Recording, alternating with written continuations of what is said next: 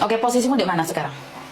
Sekarang saya udah pulang Indonesia. Dia tuh berikan tiket saya tanggal 17 kan. Dia tuh pengen make sure kalau saya itu pulang Indonesia kayak gitu. Jadi dia tuh minta boarding passnya saya atau saya waktu di bandara kayak gitu loh. Dia tuh memastikan bahwa saya itu benar-benar pulang kayak gitu. Saya kan jawab sama agensi, saya pulang apa tidak, saya di mana itu bukan urusan dia. Karena apa? Saya bukan pembantunya dia lagi. Saya benar nggak? Saya juga kerja di Hongkong udah lama loh, 10 tahun, udah 12 tahun. Saya tuh tahu haknya saya dan kewajibannya saya. Saya juga tahu kalau apa yang sebenarnya saya di intermini seperti itu, harusnya saya dapat haknya saya dong, ya enggak? 1 bulan gaji ya enggak? Nah tapi kan saya mengalahin agensi karena dia tuh gila pengen uangnya yang saya itu mau diminta lagi kayak gitu. Dan daripada ribut yang saya kan ngalahin, nggak apa-apa lah rezekinya saya mungkin segitu kayak gitu loh, Mbak Yuni. Terus misalnya dia itu komplain ke imigrasi, saya ini jelek ini gimana Mbak? Kan orang komplain terserah dia, Mbak. Kan kita nggak bisa menutup mulut mereka. Bener nggak? Dia mau komplain mau apa aja Iya, terserah dia. iya sih. Yang penting dia melakukan kesalahan kan nggak ada masalah. Iya sih, saya mikirnya juga kayak gitu kan. Tapi apa agensi itu bilang kayak gini, ini kalau kok dasarnya kamu apa nah, ya yung mama yang dia tuh pengen lihat kamu, pokoknya fotonya kamu tuh harus dilihatin sama dia bahwa kamu tuh pulang. Saya bilang maaf, saya tidak mau kasih sama kamu. Saya akan jawab kamu saya pulang apa enggak lain kali, bukan sekarang. Saya juga perlu apa ya menenangkan hati saya kayak gitu kan. 2 hari loh saya kerja loh. Katanya saya nggak bisa kerja. Oke. Kita masalahnya kan kamu cuma nanyain apakah kamu bisa kembali ke Hongkong apa enggak, bener nggak? Iya. Jawabannya adalah satu, itu tergantung dari imigrasi. Perkara majikan mau blacklist kamu, agent mau blacklist kamu, itu urusan mereka. Yang penting kamu tidak melakukan kesalahan, itu yang pertama. Jadi apa yang kamu khawatirkan terlalu berlebihan. Tapi dari cerita kamu, boleh dong saya ngomong? Ya. Bener nggak? Ya. Cara kamu berbicara mengatakan bahwa anak umur 2 tahun bukan bayi lagi, itu menurut pendapat saya sebagai ibu dan sama juga sebagai ibu, itu kan perlakuan ibu ke anak kan tetap bayi kan? Paham nggak? Jadi saya kalau iya orang ngomong ya paham saya. Maka dari itu, dari cara bicara jenengan kayak gitu, saya kurang setuju.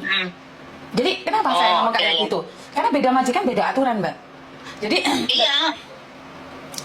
Kenapa saya bilang seperti itu? Umur 2 tahun bagi kita masih bayi, Mbak. Umur 10 tahun aja masih bayi. Dan perlakuannya masih disuapin. Itu yang membuat anak-anak Hongkong tidak mandiri.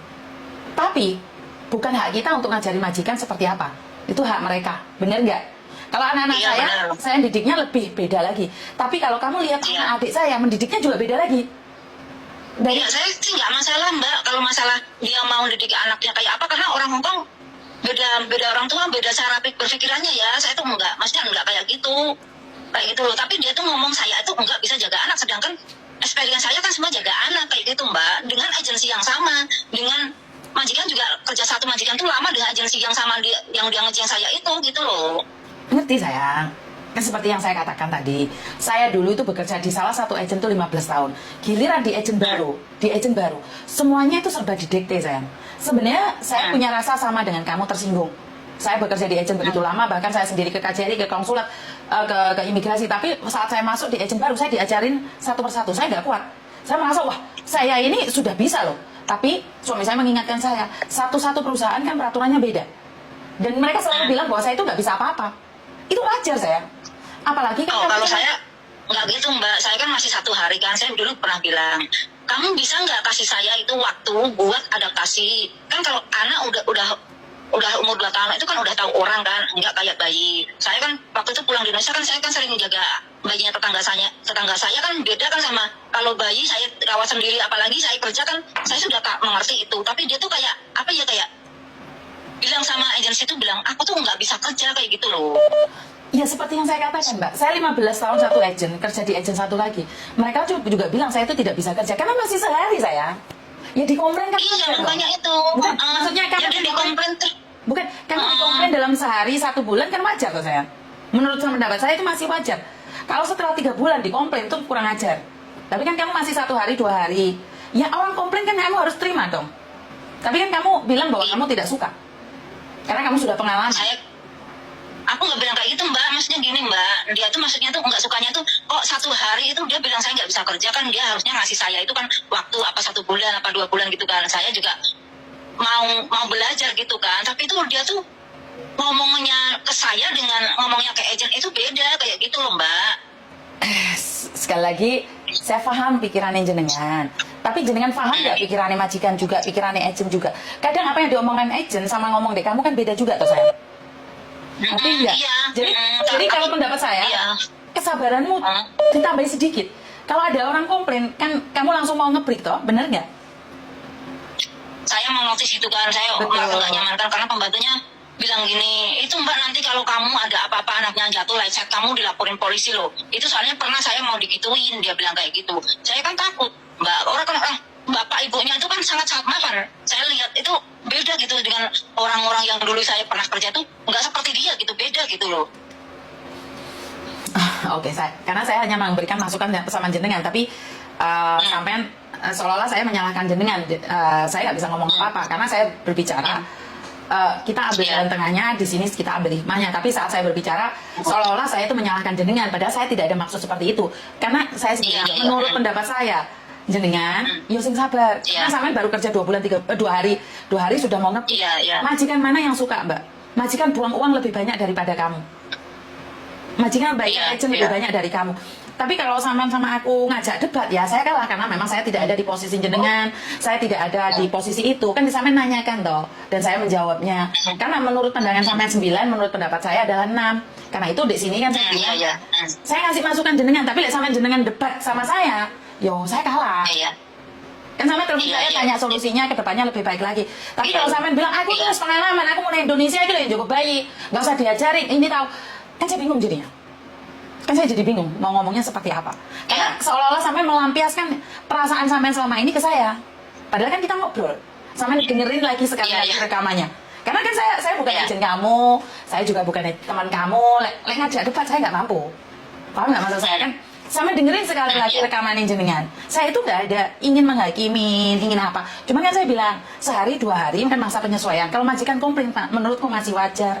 Kecuali sudah jalan 3 bulan. Tapi jenengan kasih alasan bahwa Cece yang satunya ngomong kalau lecet, kalau ini, kalau itu. Kan kita belum menjalaninya. Kan Cecenya bisa aja cemburu karena nggak suka kamu di sini. Benar nggak? Kan bisa aja itu terjadi gitu loh. Sampai langsung negatif semua. Sampai semuanya negatif yang sampai keluarkan ke saya itu auranya negatif, Mbak.